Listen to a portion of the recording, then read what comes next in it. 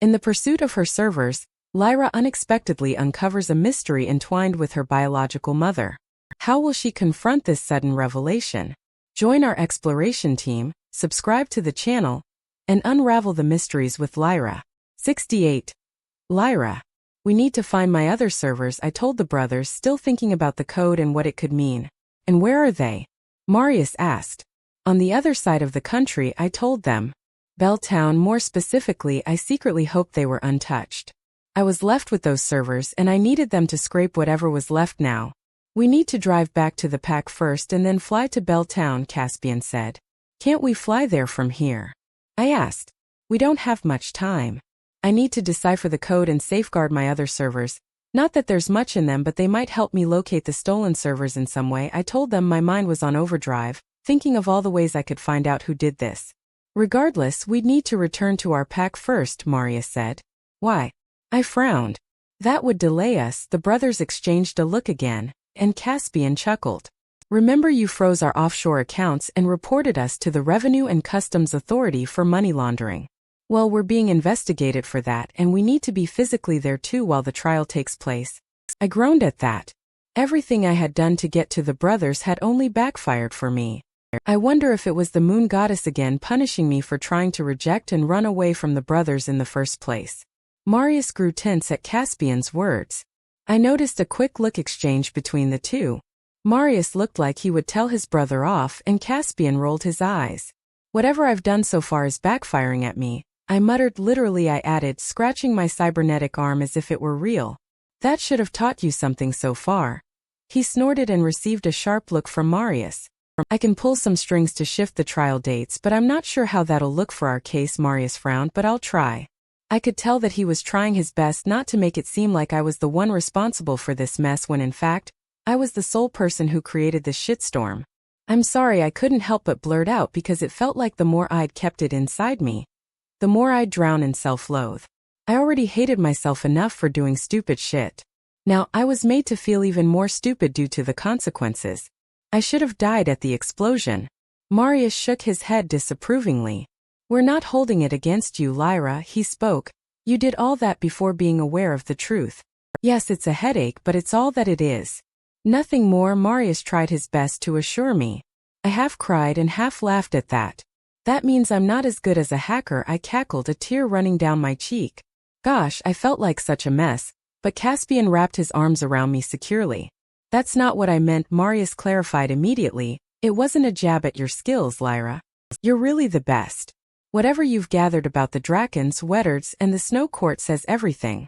What I meant is that this thing isn't a permanent damage of sorts. Although, I don't undermine your capabilities of having done far worse than this. That's an odd compliment, but thank you, I sniffed, half giggling in Caspian's arms, feeling like I was on the verge of losing my sanity. I did it mostly to slow you two down, I spoke, sighing deeply at the realization, and it seems to be doing its job well at that. It's all right, baby girl, Marius assured me, moving closer and planting a kiss on my forehead. We're going to figure this out together. He's right, Caspian said. I can go there alone, I suggested immediately. It'd be quick and... Absolutely not. Fuck no. Both the brothers shot at the same time, shaking me a bit. We're not leaving you alone anymore, Lyra, Caspian told me fiercely. We're going to go there together. You never know what might be waiting for you there after this incident. I'll pull all my strings to see if I can reschedule the trial dates. But there's no way I'm letting you go there alone, Marius scowled. We don't have much time, I reminded them. I don't have any clue who might have had my servers and what fucked up things they could be doing with it. And I cannot stay sane knowing this. All right then, Marius breathed, we're leaving now. I'll see what I could make my lawyers do. And Caspian, prepare for the trip immediately. Right away, Caspian spoke, and Marius was already on his phone, calling someone while he slipped out of the suite with a grim look. I sighed deeply, missing him already, but I had enough alone time with him in the morning. It was now time with Caspian. My pussy cat, Caspian whispered in my ear as if reading my thoughts. I hummed, content to be in his arms and feeling the bond easily flowing between us without a barrier. It'd be even smoother once we'd marked each other. Could you be any more mischievous? Do you want me to? I asked, grinding against the bump in his pants that was definitely his knot. He groaned in response, his hand slipping under my sweater to gently cup my breast. which felt somewhat sensitive and heavy from last night's ministrations. It instantly incited my pussy to pulse with need, making me yearn for him. He chuckled at my question. Does it matter if I want or not? You're my pussy cat for a reason. You have a mind of your own, and you like to follow it unapologetically, he said, gently squeezing my breast and making me squirm a little. You don't mind that? I asked because lately, following my mind hadn't led me to many great things. It makes me want you more, he told me instead. His voice was reverent. You're so fierce. You're the fire in the winter of our lives. We love that. We needed that so badly, he whispered in my ear as his hand abandoned my breast and slipped into my pants before parting my legs. I moaned and opened up for him easily. Such a good girl, he whispered immediately, making me crave for him even more. I whimpered, grinding harder against his bulge. His fingers skimmed over my folds, but not in a pleasure-giving way. It was more of an examining touch, and I hated it. I wanted more. He caressed my inner thigh gently while his hot breath tickled my ear. Please, I whispered. Not now, but later when you're less sore. We've got to pack for another long journey, he promised darkly. And I was already looking forward to it, encouraging my wolf to heal me faster. 69. Marius. After spending hours talking on the phone with every person I knew who could help me deal with this trial, I finally managed to shift it one day back. It wasn't enough to my liking, but I couldn't complain in this situation. Having only one day at hand meant we needed to travel all day, which made me anxious, especially for Lyra's health. I was closely watching her, especially after our mating last night. She did well, and our knots finally encouraged her wolf to grow stronger. I couldn't help but notice how she looked so different in one day. All of it was because of our knots. Her cheeks looked fuller, her dimples were back, and her hair looked full and silky, my hands itching to run my fingers through them. Most importantly, I noticed how she seemed to have filled into the clothes I had bought for her. The swell of her breasts looked quite prominent and heavy, straining against her pink top. The sight of it made my cock twist with desire, but I pushed my needs aside. She needed to recover first before I was willing to fuck her again, because this time, I had doubts if I'd be able to hold myself back from fucking like a beast in heat. The thoughts weren't helping me at all, and then Lyra got up and purposefully flashed me her ass, tight in her jeans. It looked like an upside-down heart, making my heart yearningly ache for her. She was pure perfection, and no matter how much I tried, I couldn't take my eyes off her even when I was on the phone, sorting off some important pack business with Fidel. He had been left in charge of managing everything in our absence. I watched Lyra like a predator as she chatted with one of the air hostesses before using the washroom. Her eyes were twinkling brighter when she stepped out and headed towards me. I tried not to think about how tight my knot felt in my pants and how it'd be nice to get some relief. What is it, baby girl? I asked her softly as she leaned over me, placing her hands on my thighs, dangerously close to my knot. I sucked in a breath but ignored the hot need that fired up due to her touch. I'm tired, she said, lightly pouting. That's all right. We have a small bedroom at the back. Do you want me to show it to you? I asked. Yes, she answered. The mischievousness in her eyes didn't go unnoticed by me. Before going with her, I checked for Caspian, who was in the cockpit with the pilots. I led her to the back of the plane and opened the bedroom door for her. There's enough place for two, she clapped her hands together. Her words made the ache in my loins worse. I fought a groan. She knew what she was up to. Lyra, you aren't healed before I could complete my sentence. She shoved me past the door and stepped inside, letting the door close behind her. Her arms were instantly around my neck while she pressed her luscious breasts against my chest.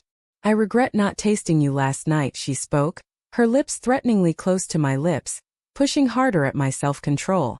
I was afraid that if she started anything right now, it wouldn't end before we landed.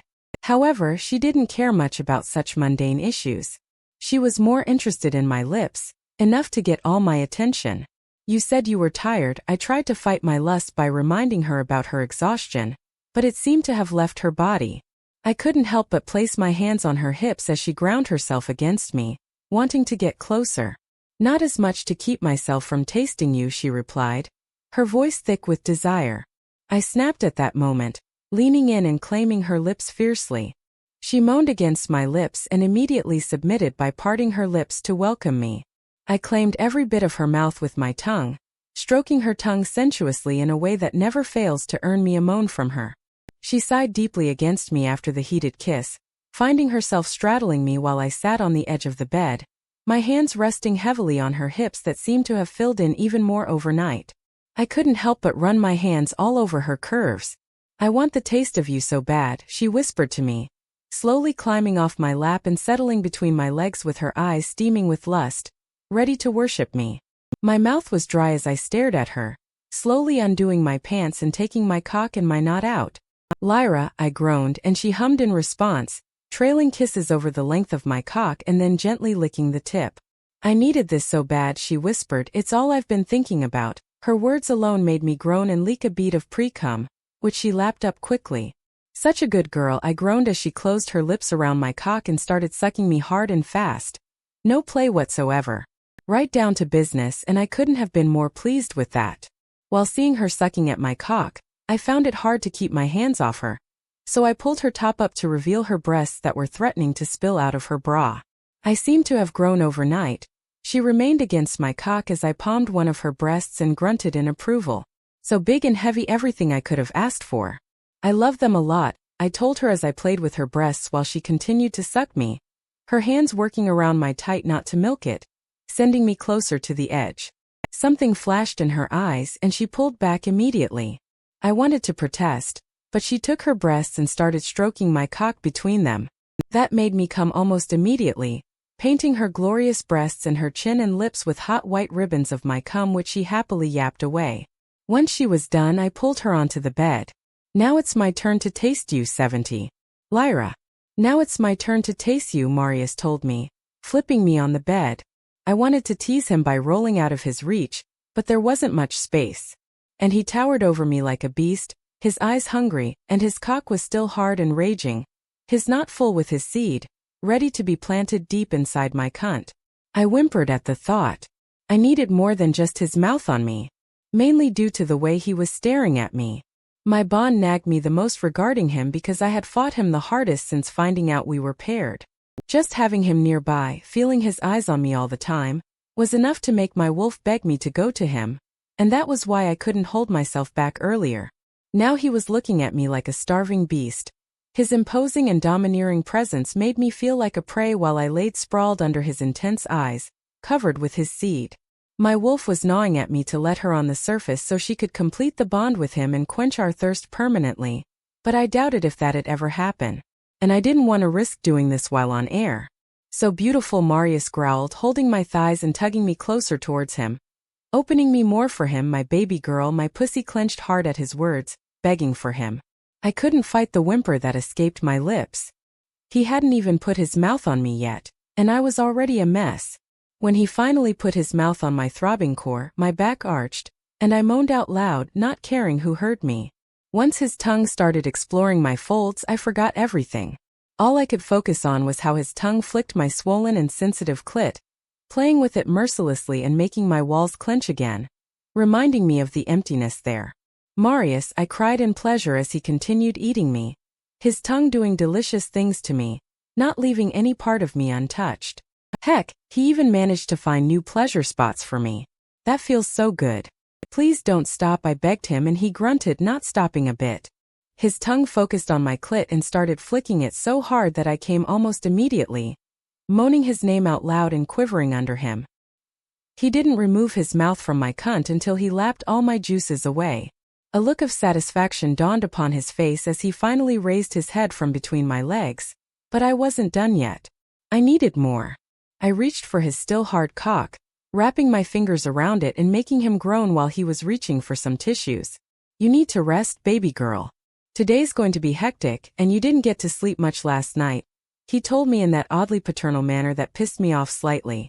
I wasn't going to let him go yet. All I wanted to do was lay with him all day, play with him and explore all of him, talk to him and get to know more about him. It was the same case with Caspian. I just wanted to be with him and his brother over anything. I needed both of them around me at all costs, all their attention on me. Okay, maybe that made me a greedy bitch, but it was my wolf gnawing at my sanity through the bond. She needed their not so severely, but the brothers' overprotectiveness and circumspection around me started to drive me mad. All I wanted them was to drop the extra careful act around me for once and just ravage me like the powerful alphas they were. That was all I was asking for. Marius, please. I need you so much. It aches, I begged, looking at him as if he was the only cure for my burning bond. I wish I hadn't pushed you away so much from the beginning because it feels like my bond is now punishing me for not submitting to you earlier. I'm sorry I ran away that night, I told him. I knew we were past all this, but I wanted him to know what I thought. I wanted him to know that I deeply regretted doing what I did to him in the past, and if there were any way for me to go back in time and take his knot the first night I saw him, I'd have done that. My words made his eyes soften and increased the hunger in them simultaneously. He leaned over me and pressed a gentle kiss to my forehead, his cock poking my stomach, so close to my weeping cunt. It's okay, Lyra. The situation was different, he assured me. It wasn't your fault you didn't know the truth. You acted according to what you knew then. You cannot blame your past self for not knowing what you know now. Despite his cold and hard demeanor, he was so fucking understanding and forgiving that it made it hurt more. He was such a softie from the inside, having such a big heart. What did I do to deserve him? If anything, it made me feel even more guilty for it. I reached between us and grabbed his cock again, stroking him, hoping it'd encourage him to fuck me.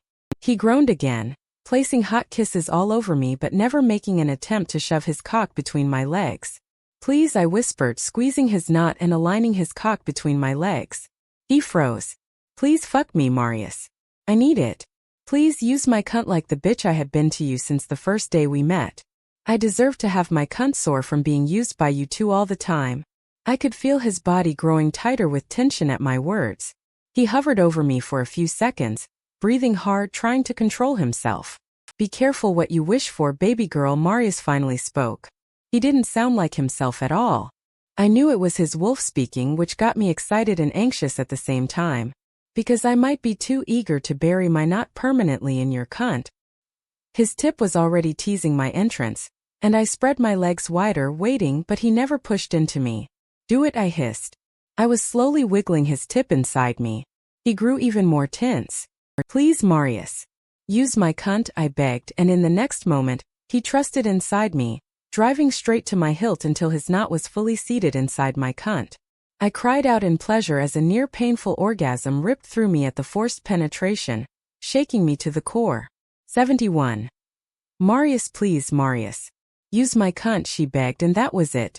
I was trying to withhold myself and my wolf, but her words broke every wall of self-control I had in me, and I drove straight inside her, seating my hard cock and throbbing knot in her eager pussy. She cried as she came on my knot, writhing under me as the waves of strong pleasure washed all over her, almost numbing her mind. For me it was a sight to behold. At that moment all my dreams seemed to have come true. Seeing my mate coming on my knot was heaven. The way her walls gripped me and tried to greedily squeeze every drop of my cum out of my knot was addicting. She smelled like me. Her round breasts were still painted with my cum.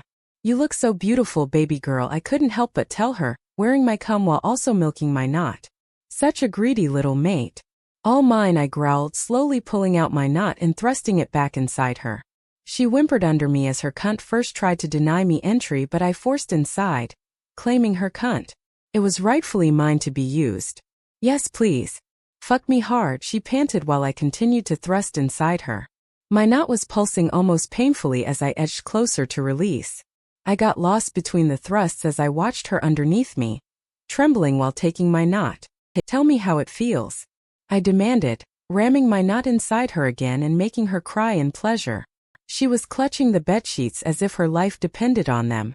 I feel so full, so complete. My body aches with pleasure instead of the emptiness.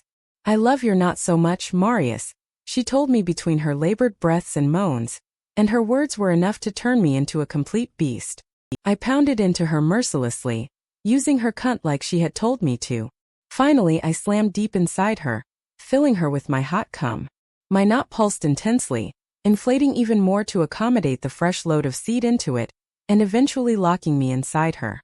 She quivered under me as well as another orgasm rocked her, making her eyes roll back at the back of her head. I loved how she twitched over my knot. It was as if it was too much for her, but at the same time, she wouldn't know what to do without it. She needed it. Lyra. I breathed, my baby girl, I rolled us so we were both laying on our sides, facing each other, while my knot continued to pulse away inside her cunt, strengthening the bond and filling her womb with my seed simultaneously. I couldn't feel more blessed than this.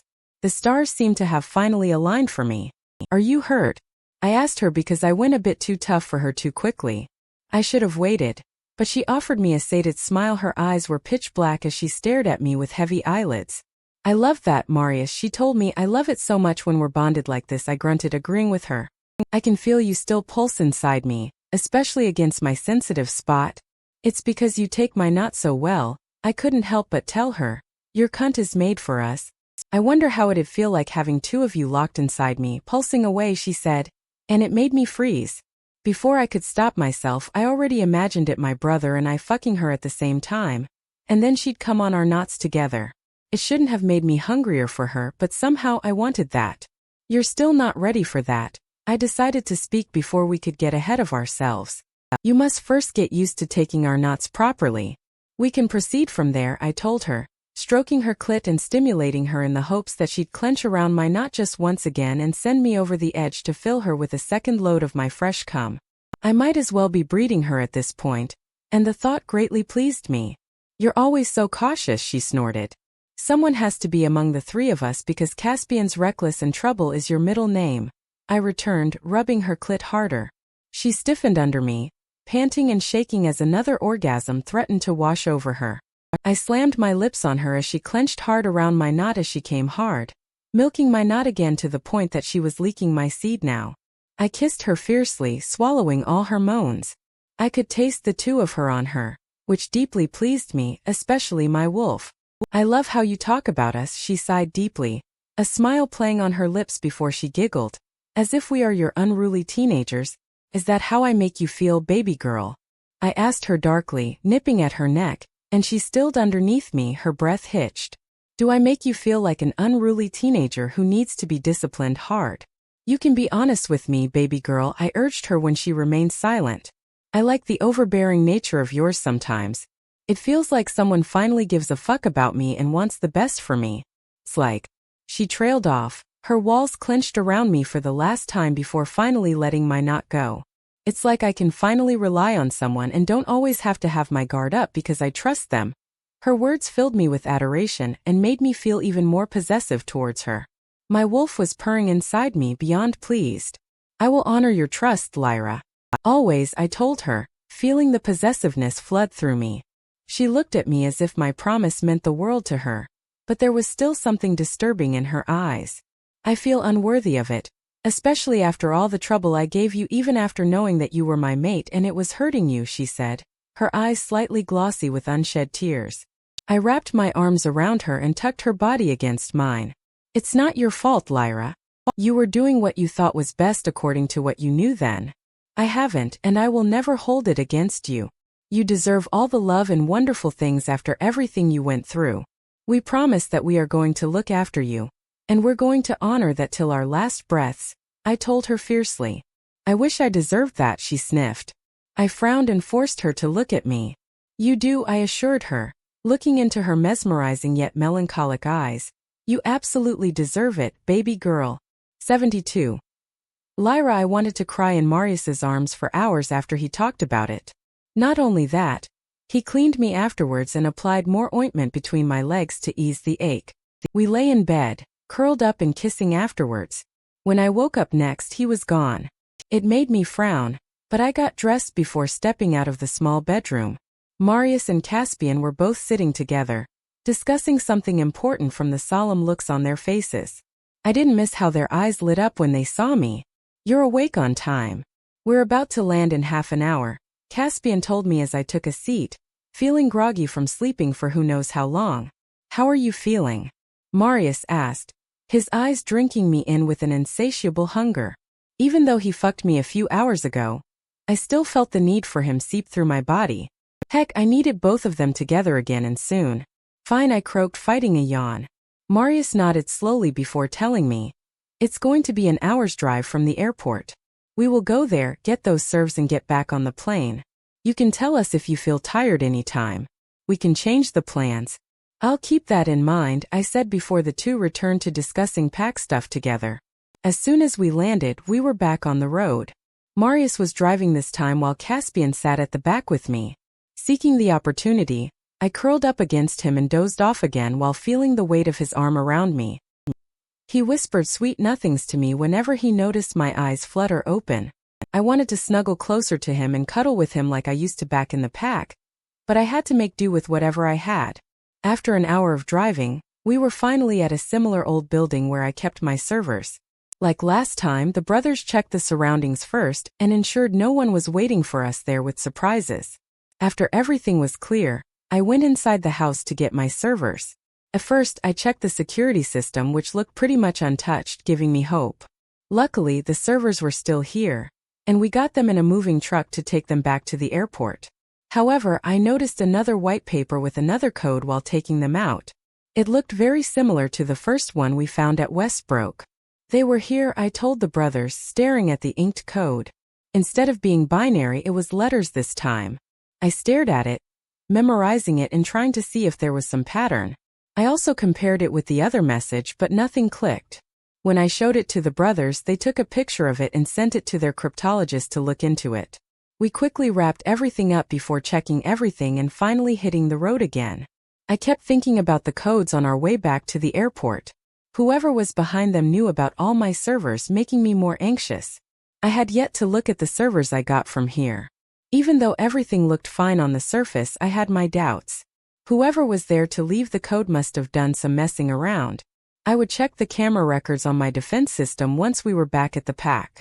I had a lot of work to do, which was the case with the brothers. I could sense their irk regarding the cases even if they didn't complain about it to me. If anything, this made me feel worse. I needed to get to work soon, or else I was going to pull my hair out. However, I was nervous to look through my servers. What if my impersonator messed up something? What if these servers of mine were corrupted? I'd be in deep shit then. They had the remaining of my work in them, and if somehow I lost them, then that was the end for me. It'd be all right, Marius assured me, sensing my stormy emotions through the bond. However, his words did nothing to help me. What is it? What's bothering you? He asked, his arms wrapped around me while we returned to the airport with my servers. This time Caspian was the one driving.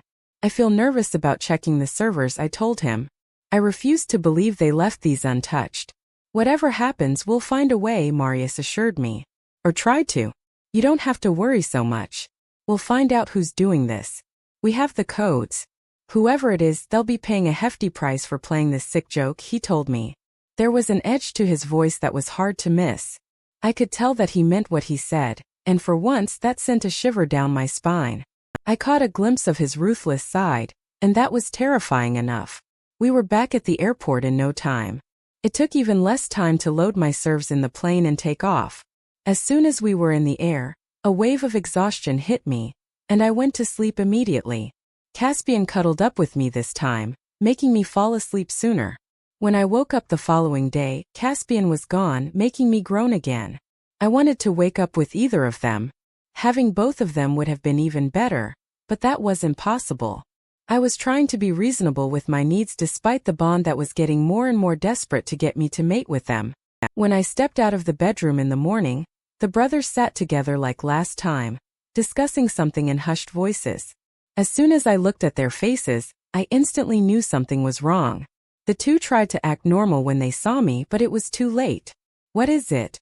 I demanded when they tried to brush it off, even though I could sense their anguish through the bond. We were discussing the trial.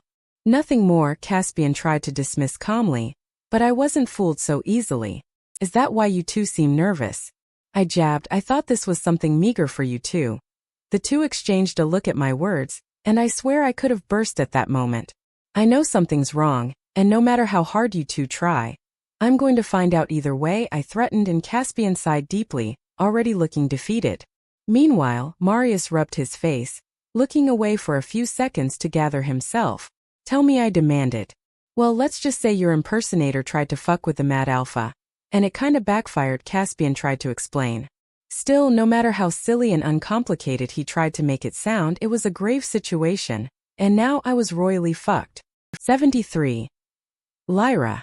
Tell me everything in detail, and don't try to sugarcoat anything, I demanded, plopping down next to the brothers.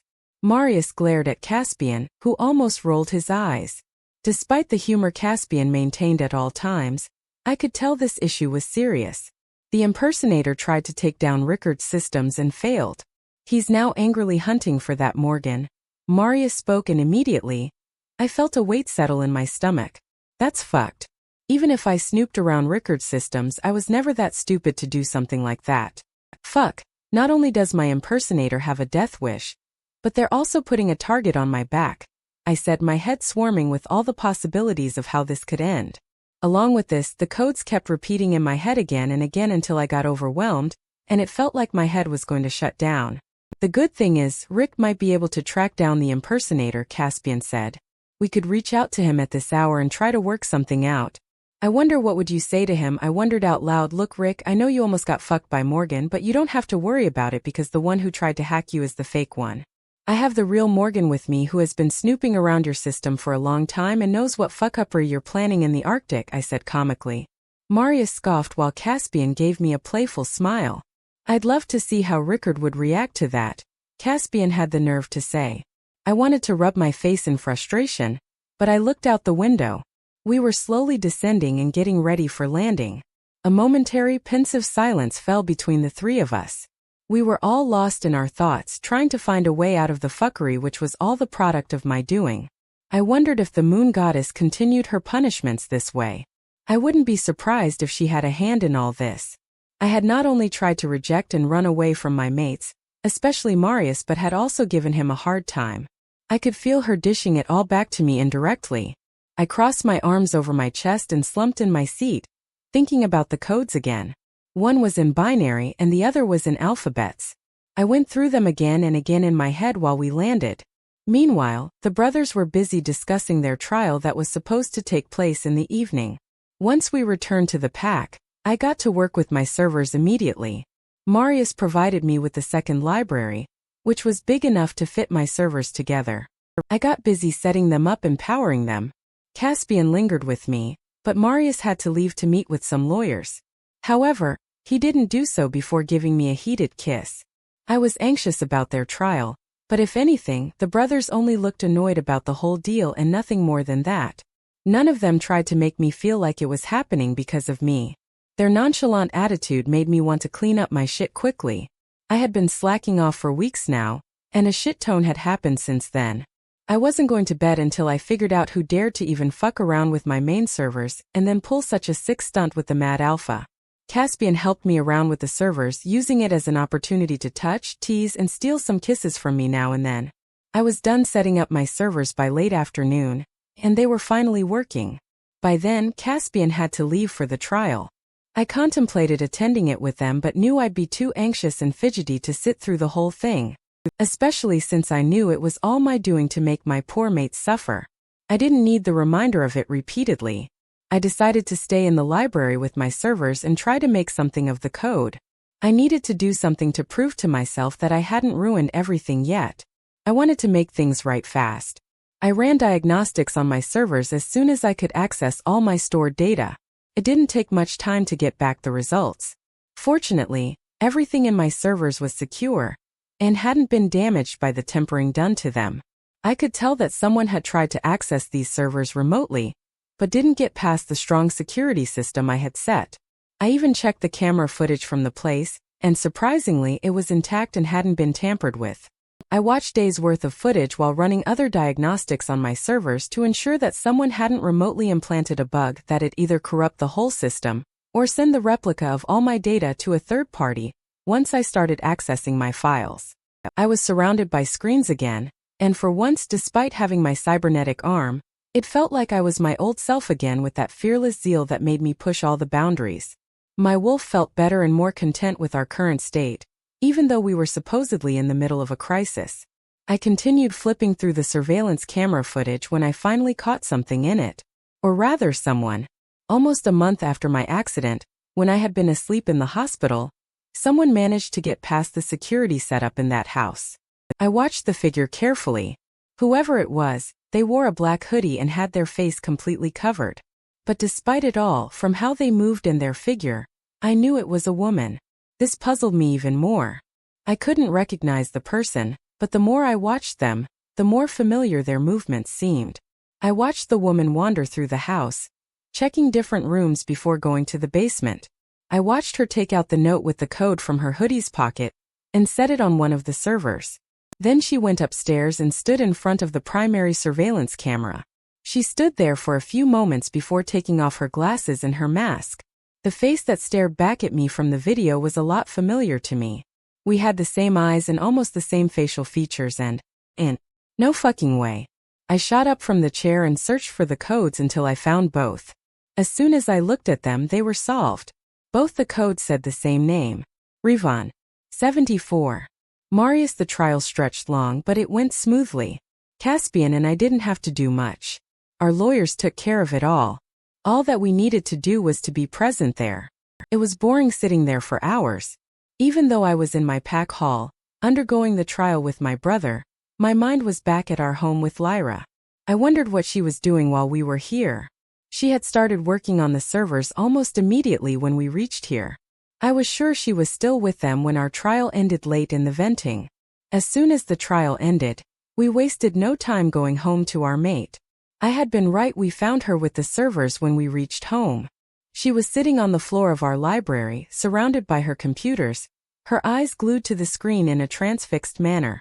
She even failed to notice us when we entered the library. Finally, when she noticed us, her eyes lit up brightly. This always pleased me, but her excitement to see us grabbed my attention. Is everything working? I asked her, looking at her setup. I was already planning to make a separate officer for her, where she could put all her computers and work comfortably. Yes, and you wouldn't believe this, but I cracked the code, she replied. Really? I haven't heard from the cryptologists yet, Caspian said, but she shook her head. I told you they wouldn't be able to crack it. It was a personal note, she explained, looking back at her screen somberly. What did it say? Did you figure out who did all this? I asked, looking at her servers. Caspian sat by her side, looking at what she was working on. Yes, she answered. I know who did it and why they did it and where they can be found. Damn, that was fast. It's a shame I wasn't here to help you. You'd have been faster, Caspian remarked, and Lyra rolled her eyes. It'd have taken me days if you were here to help me, she shot back. Caspian grinned at her jab. Could you blame me for that? He said, leaning closer to place a kiss on her cheek. Such a flirt, Lyra snickered. We need to focus. We cannot lose more time. Then tell us who is behind all of this. What did the code read? I asked, feeling slightly impatient about the whole issue because now, not only were Drakens involved in it but also the Mad Alpha Rickard. Both were a bad combination to have your troubles come from. Both the code read one name, Rivan, Lyra replied. Who's that? Caspian asked. Lyra looked slightly uncomfortable at the question, but she answered after a short pause. Rivan Urquhart is the name of my biological mother. I stiffened. Caspian shot me a look as well. This was a new revelation to us. Is she the one who did this? I asked. No, Lyra answered. I'm an orphan, remember? Rivan died when I was maybe 3. I remember very little of her. But no, she didn't do this. I watched the surveillance footage from the house we got these servers from. 1 month after my accident, I saw someone sneak into the house and wander around. That person was also kind enough to show me their face, Lyra said, typing something up on her laptop. Caspian gasped when he looked at the screen. I circled the servers to see what made my brother react like that. On the screen was the face of a woman. However, I was surprised that she looked a lot like Lyra but had different hair. Who is she? Caspian asked while I stared at the picture. This is my half-sister, she replied curtly. I didn't miss the contempt laced in her voice. You have biological siblings? I asked her in surprise. I felt slightly ashamed for not knowing such important details about her family or childhood. I needed to know a lot more about her. She is the only one I know of. I grew up with her in the orphanage and she disappeared one day. I couldn't have cared less about her because we rarely got along. It was presumed that she ran away and died. I could have never guessed it'd be her, she said, staring at the screen absent-mindedly. After all these years. She trailed off, the contempt growing thicker in her voice. But how did she know about you being Morgan? Caspian asked. I had the same question. We'll ask her about it when we catch her, Lyra sneered. She has troubled me enough already and now she's pushing too far. I'm going to kill her once I catch her. Calm down, pussycat, Caspian spoke, wrapping his arm around Lyra. However, his words or his embrace did nothing to calm her down. The murderous rage remained in her eyes, and I didn't miss how her body looked tenser. Dark bags were starting to form under her eyes. You've had a long day already. We'll deal with this tomorrow, I declared, offering her my hand, but she scoffed at me. Are you serious? She shot. I wouldn't be able to rest until she's caught. You don't know how she is. She is dangerous like you, Caspian whispered suggestively, and for a second, Lyra looked at my brother as if she wanted to kiss and punch him at the same time. I'll have my men look for her, Lyra, I assured her. You'll go to bed after giving all her details to me. Ha! Have your men look for her. I wonder how that went last time with me, Lyra snickered. She is not right in the head. You men wouldn't be able to do shit. And that's why only you can find her. I asked, crossing my arms on my chest and leveling her with a determined look. Lyra shrugged nonchalantly. Well, we came from the same woman, and as far as I know, she wasn't right in the head either. Would it be surprising if we inherited some of her madness? Lyra asked. You're not mad, I told her, but Lyra laughed. Well, I'm not sane either, she said sardonically, but it's not about me. It's about her. We cannot afford to waste more time. She's out there and doing everything to put more targets on my back. She did it with Rickard and now she might do it with the Drakens. There is simply no time to waste here, Lyra stated firmly. I grunted because I had nothing to say against that.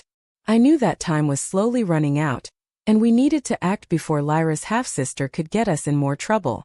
Tell us about her, I urged. We'll deal with her either way, Lyra sighed deeply at my sternness, but she told us about her half-sister anyway. Her name is Erica Urquhart and she, 75. Lyra. I told them about Erica as much as I could remember about her, which wasn't much, and whatever I remembered about her wasn't great. Erica was a troubled child from the beginning. She was 3 years older than me, and never left an opportunity to terrorize or bully me. I still remember my deep relief when she disappeared and never returned, but now staring at her face on the screen made me feel uncomfortable, the same way she had always made me feel. Is she a hacker too? Caspian asked after I told them about her. I don't know. But she was really good at stealing, I told them. I remembered how she used to steal from everyone in the orphanage, and used to find ways to shift blame to others. Well, most of the time it fell on me because she loved to see my ass whopped. I'll have my men look for her, Marius assured. I nodded, but deep down I knew it wouldn't be easy to catch her. But you need to rest for now. You had a long day, and I won't hear more about it, Marius warned me firmly. I narrowed my eyes at him, wanting to argue, but I gave up because it'd be fruitless. And I was starting to feel the exhaustion seep in. Okay, I sighed deeply. Caspian wrapped his arm around me and pressed a kiss on my cheek. Marius nodded before leaving Caspian and me alone. I frowned at his absence, but Caspian assured me quickly. He went to make some important calls. He'll be back soon. Let's have dinner and prepare for bed. He tugged me to my feet and almost swept me in his arms to carry me downstairs. But I scooted away in time to miss him. You're so touchy today, I giggled, and he gave me a hungry look. Can you blame me? He managed to get a hold of me this time and threw me over his shoulder. I shrieked and told him to put me down, but he didn't until we were downstairs. I huffed when I felt his fingers lingering close to my pussy. My pussy cat, he whispered to me. I've missed my pussy cat so much. I can sit you on the dining table and eat you out for dinner, he groaned. I whimpered at his words because they sent a hot holy of need through me, making me squirm more against him. He spanked me hard, making me yelp. Caspian. I tried to sound stern, but his name came out more like a moan because as soon as the stinging pain from his spank disappeared, a tinging pleasure lingered afterwards, making me want more of his spanks. You loved that, didn't you? He asked, his finger rubbing my pussy right over the pants. I can smell your arousal, pussy cat. The moment I spanked you, your sweet scent bloomed in the air. Tell me you liked it, I demanded. I wanted to say no. I wanted to get off his shoulder, but the only thing that came out of my lips was a yes rolled in a whimper. Fuck, my pussy cat is so sensitive, Caspian groaned, and the next moment he sat me down on the dining table. My breath hitched in anticipation. Was he going to do as he said, eat me out on the dining table? Fuck, I'd come so hard if he did that. Caspian's eyes were completely pitch black with lust when I looked at them. He stood between my legs, which were wrapped on his side, his hands on my hips. I placed my hands on the pack and pushed my chest out a bit more so my perky boobs would look more prominent and strained against the flimsy blouse I was wearing. "What happened? Aren't you hungry for dinner?" I asked, and he growled like the animal he was. In the next moment my pants were gone, and he turned me around so I was on my knees and my palms over the dining table, quivering with insatiable need and anticipation. "Oh, I'm starving tonight, Lyra," Caspian growls behind me, spanking me so hard that it almost made me cry out loud. But the pleasure that followed was also as intense as the pain and as unbearable. "I'm going to feast on your pussy until you ache. Now ass up," he commanded, and I did as he said. He spanked me again and I quivered, feeling more and more wetness leaking out of me and running down the back of my thigh. Caspian licked it off first before following the trail to my pussy, and finally burying his face in my cunt. "Yes," I moaned, "please eat me. I've been aching all day," I mumbled as his hot mouth closed around my wet folds, making my thighs quiver again. "Caspian," I moaned his name as his hot, greedy tongue explored my folds and then found my pulsing and sensitive nub. He got to work immediately by flicking it mercilessly and sucking at it with all his greediness. I was squirming and moaning, bent on the dining table while my mate had his face buried in my cunt, lapping me away as if he had been thirsty for eternity.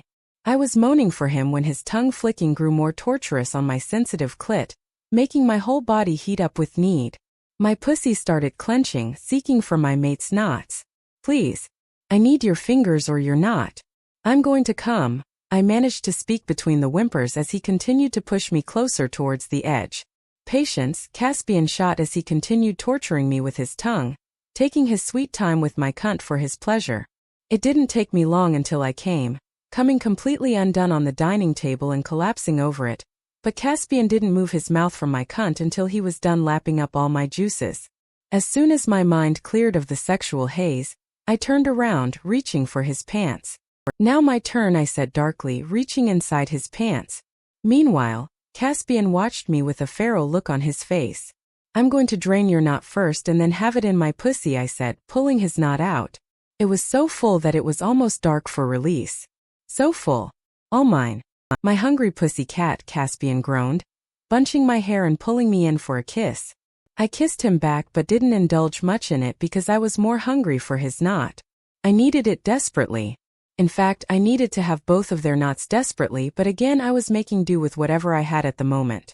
I pushed him back just in time, climbed down the table and got on my knees before wrapping my fingers over his knot. He groaned as I closed my mouth around his tip. "My cat is so hungry for me," he breathed, and I couldn't have agreed more with the statement. 76. "Caspian, my cat is so hungry for me," I groaned as she closed her mouth around my tip and her fingers wrapped around my painfully pulsing knot. I had tried to relieve it earlier but it didn't do much because now, my knot knew the feel of Lyra's cunt and that's what it needed to have so desperately. After fucking her, no matter how much I took myself in my hand to relieve myself, it didn't do shit. "Lyra," I moaned her name out loud, fisting her hair harder. She pulled back and gasped, looking at me hungrily. "Open up more, pussycat," I urged her. "You need to take my knot as well. Please give it to me," she whimpered, parting her legs more and wiggling against me to take my knot. "Fuck. That feels so good. I needed that so much. My pussy feels so fucking empty without your knots," she muttered, clenching harder and harder against me. The pulsing in my knot grew as I felt more seed filling it. I growled and started moving again, thrusting inside her deep and slow, feeling every bit of her pussy around me. When she couldn't take more of my seed, it trailed down her legs, but I didn't pull out of her yet, enjoying the snugness of her cunt. It was heaven for me. We were still connected when I wrapped my fingers around her throat and pulled her back against me to nibble on the soft skin of her neck that enticed me so fucking much. "Yes," she whispered, breathing hard as I placed kisses all over her. While doing so, I heard footsteps approaching the dining table, and I didn't have to look to know that it was Marius. "Marius!" Lyra called out for him sultrily, and my brother gave in. I wouldn't have been able to hold myself back if she had called me like that. I continued placing kisses over her shoulder and back while my knot pulsed away inside her. She made a noise of complaint but didn't do anything to sweep my hand away as I continued to tease her. You look so beautiful with my brother's knot inside you, Marius said against her lips, kissing her slowly and salaciously. I love how flushed your face and pussy look after taking his knot, baby girl. You have the both of us, pussy cat, I told her, nudging her shoulder. Once my knot empties you, you can sit on his lap and take his knot while I feed you. How does that sound? I offered, and she made a sound of acceptance. I groaned because her pussy clenched around me again, but this time harder, as if trying to push me out. However, my knot was still inflated, determined not to let her go yet. I'll give you whatever you want, baby girl. All you have to do is ask, Marius said, and I couldn't have agreed more with that. I want both of you at the same time, she demanded, and that made me freeze. I want both of your knots pulsing inside me at the same time. I want to be filled. Are you sure about what you're asking, baby girl? Marius was the one to ask her. She clenched around me, making me groan. Yes, she breathed. Not tonight, pussy cat, I said. You're not prepared for 2 alpha knots yet. That's true, Marius joined. We're not denying you, but you need to be prepared for that, he said, and she scoffed, but Marius swept her into another kiss. But you can have my knot after his. I wouldn't let you go to bed unsatisfied, Marius promised. With that, I finally pulled out of her and watched my seed run down her thighs. 77. Lyra. I was disappointed when they refused to give their knots to me at the same time. Nonetheless, after Caspian's knot left my pussy, I sat on Marius's lap while his knot pulsed away inside my cunt. It made me feel content for the night while Caspian fed me. Marius's knot refused to leave me, and I ended up going to bed with him after dinner. He took me into his bedroom for the night. So adamant, Marius commented, his voice low and husky while we cuddled in his bed. Your knot doesn't want to leave me, I said when it continued to pulse inside me. It's not my pussy, Marius grunted and slowly messaged my folds to ease me, but it wasn't working. Instead, I clenched around him to give him a little tease. Relax, baby girl, he told me again, attempting to ease me, but it wasn't working. I sighed deeply, tangling our legs. It's because I kept rejecting you in the beginning. It doesn't want to let me go now, I whispered, snuggling closer to him to seek his warmth. Does it bother you? He asked, drawing small circles on my lower belly. Something about that small action made the butterflies in my stomach flutter. No, I whispered. I like it. Finally, after a while, his knot deflated and slipped out of my cunt while we lay in each other's arms, breathing hard. That was needed, Marius muttered, leaving my side to get a wet towel to wipe me. I lay on the bed and watched him clean myself while I fell asleep. The following day I woke up in his bed alone, and that immediately pissed me off. Before leaving his room, I took all my time in his shower, using all his products and choosing to wear his clothes before I went to their office to see what they were doing. Good morning, pussy cat. You look so good in those clothes. Caspian was the one to greet me. Marius was nowhere to be seen though. I grumbled good morning to him grumpily as I invaded Caspian's lap, looking at what he was working with. He set kisses on my neck and buried his nose in my hair before taking a deep whiff of it. You smell so good, he muttered, wrapping his arm around my waist. I hummed, staring at the screen when I saw Rickard's name on an email. Did you talk to Rickard? I asked, sitting up and staring at the name to ensure my eyes weren't lying to me. Yes, Caspian sighed deeply behind me. It's Rickard who reached out to us for your impersonator because everyone knew we were looking for Morgan. Did you tell him anything? I asked. No, he answered sharply, we've decided not to disclose your identity, but we'll work with Rickard somehow to catch your sister, Caspian said. Did he tell you what she tried to do to him exactly? I need to know how capable she is, I said, and in response Caspian showed me Rickard's email. I read everything with the speed of light. The email was all about Rickard raving about my impersonating sister, how she had been snooping around and found something on him, and how he was going to kill her as soon as he laid his hands on her. I flinched when I was done reading the whole thing. He's talking about snow dust, I breathed. I could hear my heart thumping away in my chest. If he somehow managed to get his hands on everything I collected on him, then it'd be the end of everything. He might be, but he hasn't specified it, Caspian stated. Marius is contemplating meeting with Rickard. What do you say? I rocked on his lap gently as a warm fuzzy feeling filled my chest to know that he was asking about my opinion on this matter instead of doing what they thought was best. This made me feel included, that they were choosing to look past the mistakes that I made in the past and still trusting my judgments. I briefly chewed on my bottom lip as I stared at the screen, reading Rickard's threat repeatedly. Meeting him could prove to be a mistake, but at the same time we could catch my sister faster. It was a time-sensitive issue, and a decision needed to be made quickly. What do you guys think? I asked, unsure about this myself. I hadn't met Rickard before, but after reading his email, I was somewhat anxious to see him in the flesh. We think meeting him would be best in this situation, Caspian told me. Especially after knowing about Frosterium. I think it'll be best to work with him, but what happens when he finds out I'm Morgan? I asked him solemnly. One problem at a time, pussycat, Caspian told me. If you want to know what happens next, don't forget to hit that subscribe button and join our adventure.